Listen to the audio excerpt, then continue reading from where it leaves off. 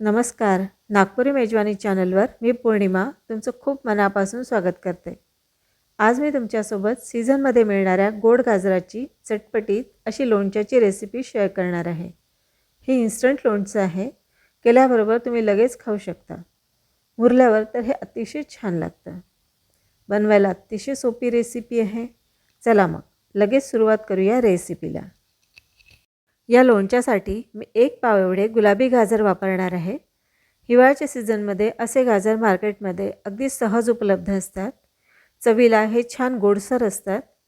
हे गाजर मी सर्वप्रथम धुवून घेतले आणि आता मी हे छिलून घेणार आहे.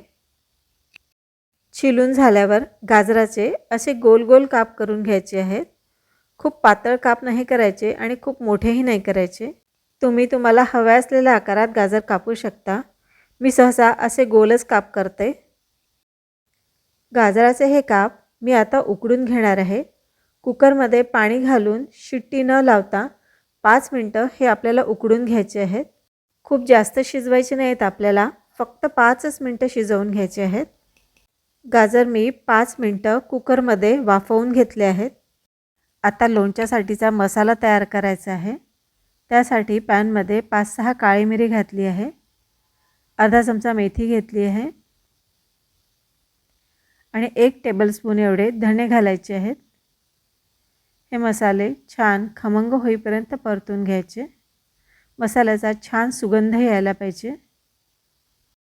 मसाले छान खमंग भाजून झाले आहेत. आता मी ते मिक्सरला बारीक वाटून घेणार आहे. यात मी आता थोडीशी मोहरीची डाळ पण घालणार आहे. मी या लोणच्यासाठी अर्धी वाटी मोहरीची डाळ वापरणार आहे. त्यातली अर्धी मी मिक्सरला वाटून घेणार आहे आणि उरलेली अर्धी डाळ मी एका बाउलमध्ये काढत आहे. या डाळीमध्ये मिक्सरला वाटलेला मसाला मी घालत आहे.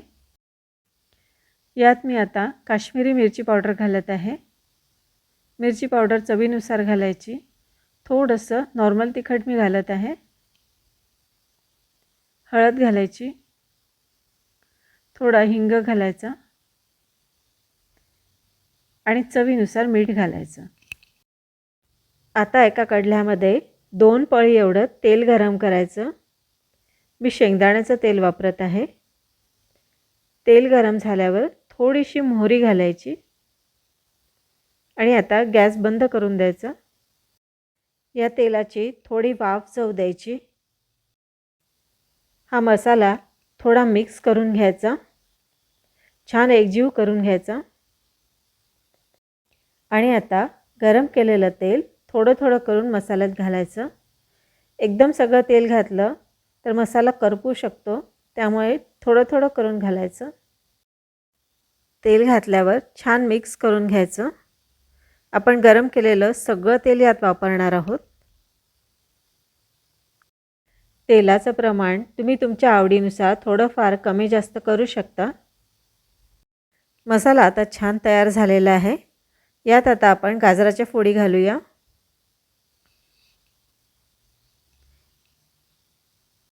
लोणच्याला छान चटपटीत अशी चव यावी म्हणून आता आपण यात लिंबू पिळणार आहोत. मी अर्ध्या लिंबाचा रस घालणार आहे. लिंबाच्या रसाचं प्रमाणही तुमच्या आवडीनुसार तुम्ही ठरवू शकता. सगळे जिन्नस घालून झालेले आहेत. आता याला छान मिक्स करून घ्यायचं. गाजराचं चटपटीत असं इन्स्टंट लोणचं आता तयार झालं आहे खाण्यासाठी. हे लोणचं असं बरणीत भरून फ्रीजमध्ये स्टोअर करून ठेवायचं, कारण फ्रीजच्या बाहेर हे फार तर 2 दिवस टिकतं.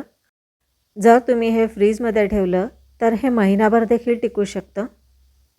तर असं हे गाजराचं चटपटीत इन्स्टंट लोणचं तुम्ही ट्राय करून बघा आणि ही रेसिपी आवडली तर लाईक, शेअर, कमेंट करा. चॅनलवर जर तुम्ही नवीन असाल तर सबस्क्राईब करायला अजिबात विसरू नका. पुन्हा भेटू नवीन रेसिपीसह. तोपर्यंत गुड बाय.